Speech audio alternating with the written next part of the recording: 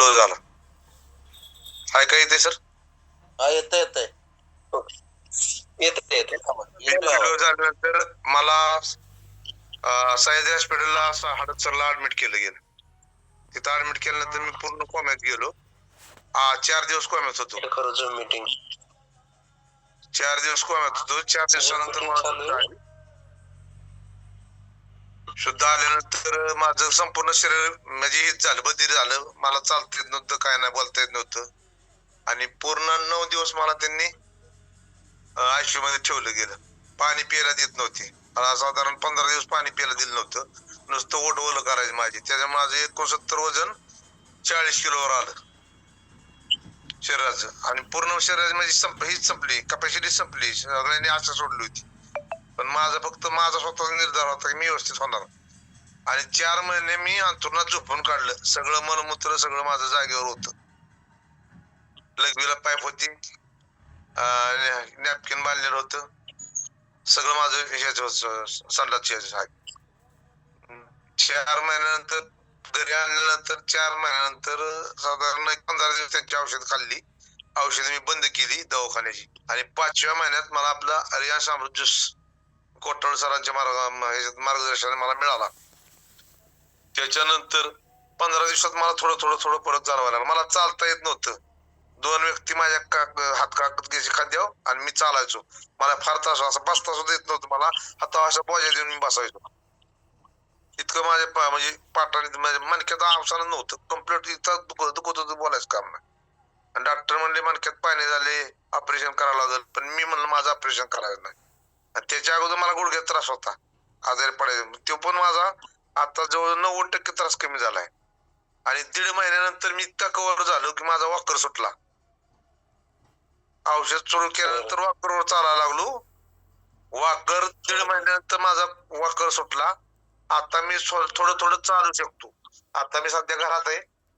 आता मी बिगर वॉकरचं चालू शकतो, बिगर काठीचं. घरात मी स्वतः माझ्या.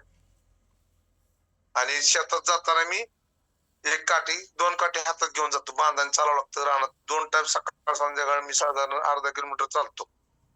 अर्धा किलोमीटर जातो, अर्धा किलोमीटर माघारी येतो. 2 टाइम संध्याकाळी. इतका रिझल्ट त्या औषधाचा मला चांगला आला. आणि माझ्यामुळं माझ्या भावकीतील जवळजवळ 6 लोकांना शुगर साठी आणि बीपी साठी फायदा झाला. माझ्या घरातलीच, माझ्या चुलत भाऊ माझे, ते पण असे आजारी होते.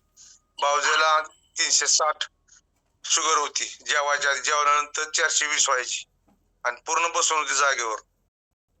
तिला पण त्यांचा 1 महिन्यानंतर रिझल्ट आला. आता 4 महिने पूर्ण त्यांचं झाले.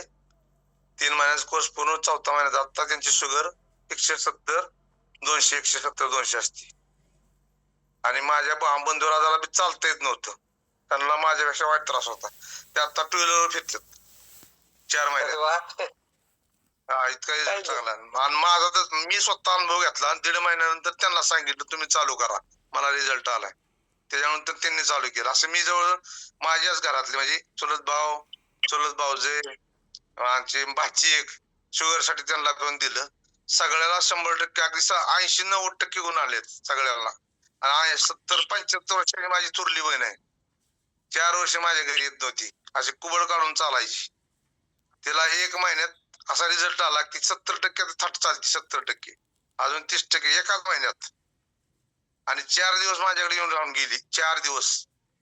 कधी घर सोडणं 5 वर्षात आमच्याकडे आलं. 4 दिवस माझ्याकडे राहून गेली. आता मागच्या गुरुवारीच गेली, बुधवारी गेली माझी. इतका रिझल्ट चांगला आहे. हे ज्यूस निरोगी माणसाने सुद्धा घ्यावं. ज्याला आजार आहे त्याने घ्यावं. पण जे निरोगी आहे त्यांनी सुद्धा घ्यावं. लोक निंदा करतात. मी आमच्या इथे सांगतो लोकांना, माझीच 4 लोक आहेत काय नाव ठेवणारे असतात, त्याचं काय खरंय, त्याचं काय खरंय. पण ज्यांना रिझल्ट आला ते ऐकून मला समाधान होतं. आणि हे सगळं मला त्या कोटळ सरांच्या मुळे मला साध्य झालं. कोटळ सरांची माझी दोस्ती होती म्हणून त्यांचं बी माझं काहीतरी पूर्वजन्मीचे संबंध असतील. त्यामुळे माझं कुठतरी योग आला आणि ती मला घडलं. आणि त्याच्यामुळे मला रियाज मला खरंच अमृत ज्यूस आहे, अमृतच आहे. एकदम रिझल्ट मध्ये 95% मला रिझल्ट आला. 5% फक्त राहिले माझं. मला फक्त 2 व्हीलर बसता आलं नाही.